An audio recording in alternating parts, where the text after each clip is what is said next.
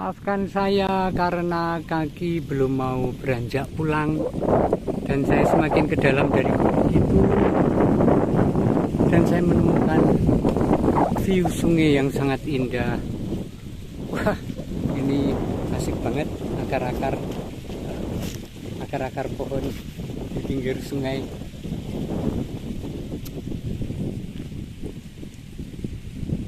Aduh, sangat-sangat indah. Dan lihatlah perkebunan yang sangat mempesona. Nih pepaya-pepayanya, lihat, 1 meter tingginya dan berbuah lebat. Wah, keren banget toh, sangat keren toh. Gubuknya tadi ada di sana. Nah, itu gubuknya kelihatan kan? Dan ini adalah tanah yang digarap mungkin sebagai taman oleh desa, mungkin loh ya. Aduh, sangat indah. Yuk ke Wonogiri. Akhirnya saya sampai di Bendungan Colo yang membatasi seberang sana itu Wonogiri dan seberang tempat saya berdiri ini. Di tempat saya berdiri adalah Sukoharjo. Bendung Colo mengairi 23.200 hektar sawah.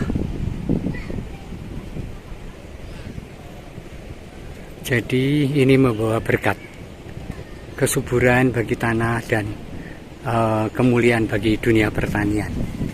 Di dekat Bendungan Colo ini banyak orang ngisis ya, mencari udara segar dengan duduk dan minum di warung. Saya tadi mencari kelapa muda, tetapi ternyata tidak ada yang jual. Rasaku dulu ada yang jual, ternyata tidak ada yang jual, ya sudah.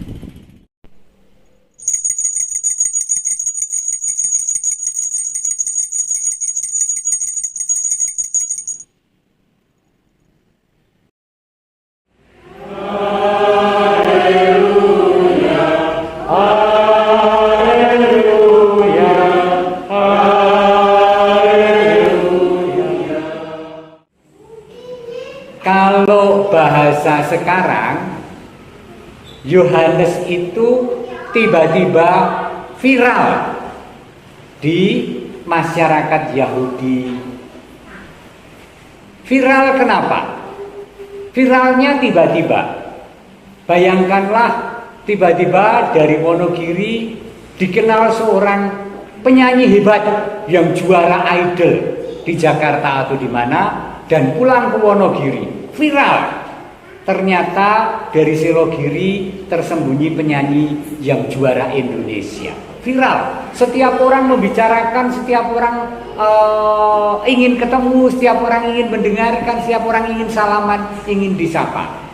Mungkin seperti itu Yohanes Pembaptis waktu itu. Jadi seorang pemuda, masih muda, tiba-tiba muncul di tengah masyarakatnya.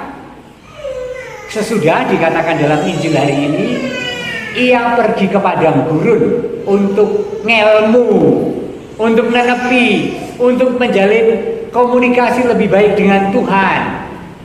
Itu seperti kalau seorang remaja lulus dari sekolah dan diterima di seminari, ngelmu di seminari.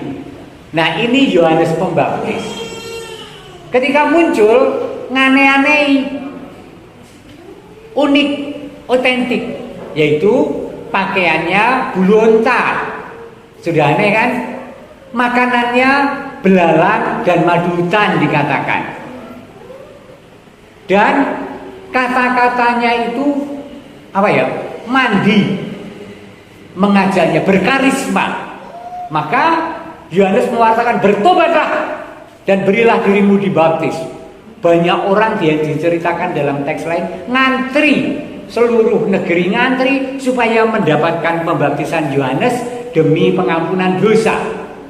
Orang yang nyentrik, orang yang berwibawa, orang yang berkarisma keluar dari padang gurun, viral. Dan Yohanes selalu terus terang ketika mengatakan, "Hei tentara, makanlah gajimu, jangan memeras orang," gitu. Dan kamu hai ular beludak, kamu berharap bahwa akan naik ke surga. Kalau kamu tidak bertobat, kamu tidak naik ke surga.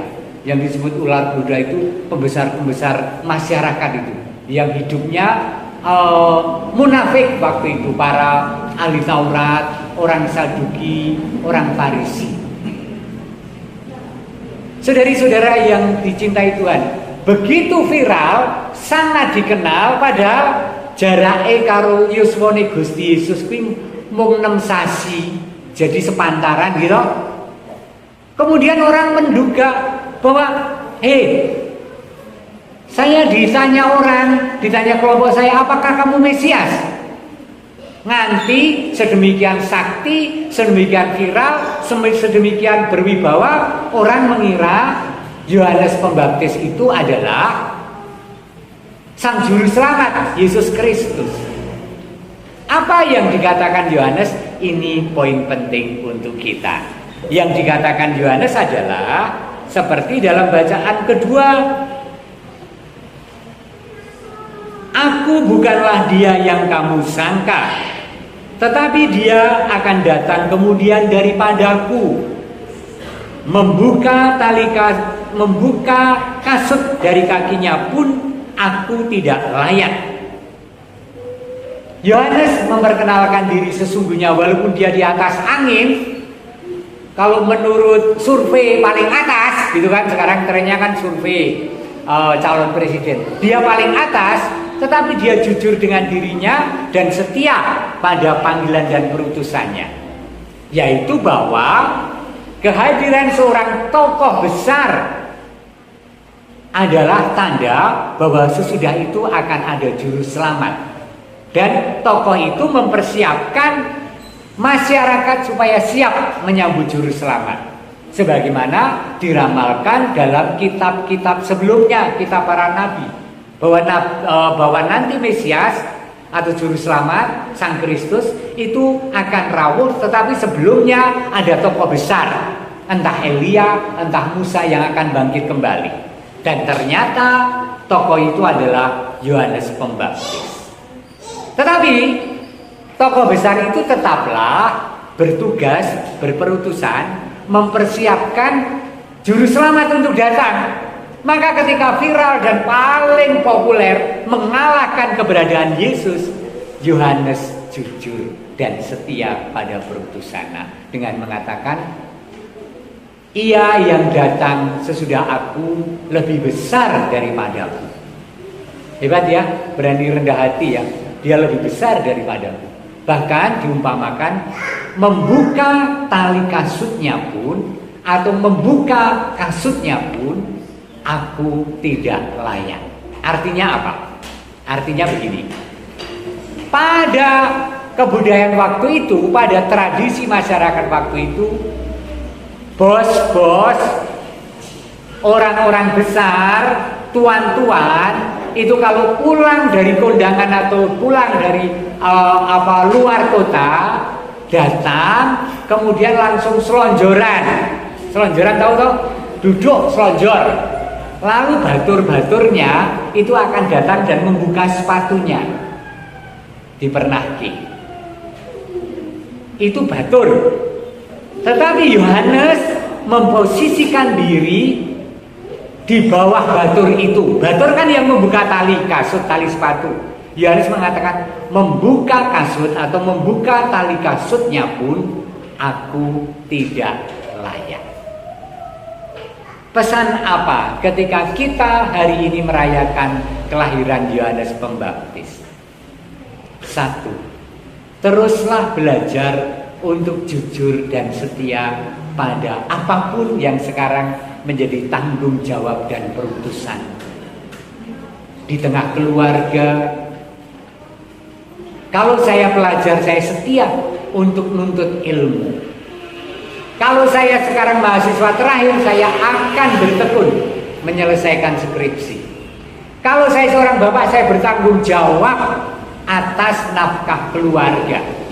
Kalau saya seorang ibu, saya bertanggung jawab membesarkan anak dan melayani suami yang dicintainya itu. Kalau saya seorang guru, saya bertanggung jawab atas murid yang dititipkan Tuhan kepada saya, dan seterusnya. Maka pesannya adalah kembali setia pada tanggung jawab masing-masing dan dihidupi dengan kegembiraan hati. Poin yang berikutnya, saudari-saudara yang dikasihi Tuhan, Yohanes terus terang untuk mengatakan bahwa bukan aku tetapi sesudah aku akan ada dia. Seringkali kita ingin bahwa pujian seseorang, pengakuan seseorang atau masyarakat atau gereja itu berhenti pada diriku sendiri dan bukan berhenti pada yang mengutus aku. Kalau tidak waspada, seorang bahkan Romo pun bercerita bahwa ini biar zamanku, biar saya bangun Selogiri kayak aku, saya golek dana kayak aku. Kita pun dalam konteks tertentu juga begitu kalau kita tidak waspada, berhenti, dan kita tidak rela bahwa ternyata orang itu memuji orang lain di luar kita. Romo biar zamannya Romo ini kok hebat banget loh Romo. Terus aku melentuk, kita rasa seneng, aku tak pamit baik. Saudari-saudara, lihatlah betapa godaan untuk menjadi yang nomor satu itu sangat besar di tengah-tengah kita, entah di tengah keluarga, entah di RT, entah di tempat pekerjaan maupun dimanapun. Dan kita diajak tidak berhenti sampai di situ, tetapi dalam hal apapun kita diajak supaya membawa Allah, bahwa di balik semuanya itu kita diantar untuk memuliakan Tuhan. Amin. Sekarang saatnya saya untuk mengedit perjalanan tadi untuk menjadi konten YouTube. Banyak di antara Anda yang bertanya, Romo Agus memakai program apa untuk mengedit YouTube-nya dan kamera merek apa dan seterusnya. Terus terang saya mengandalkan konten sehingga tidak membutuhkan kamera yang sangat luar biasa. Ini hanya kamera handphone biasa, bukan handphone yang sangat istimewa. Dan handphone ini pun pemberian saudara. Terima kasih untuk yang menyediakan sarana ini. Kemudian saya tidak memakai laptop atau komputer, dan program yang saya pakai adalah Power Director. Hanya itu saja. Maka sekarang selesai di warung ini juga saya akan mengedit, tetapi tentang uploadnya ngantri karena ada video yang juga belum saya upload. Itu ya. Mudah-mudahan memberi keterangan kepada Anda dan memberi keberanian untuk mengunggah YouTube Anda.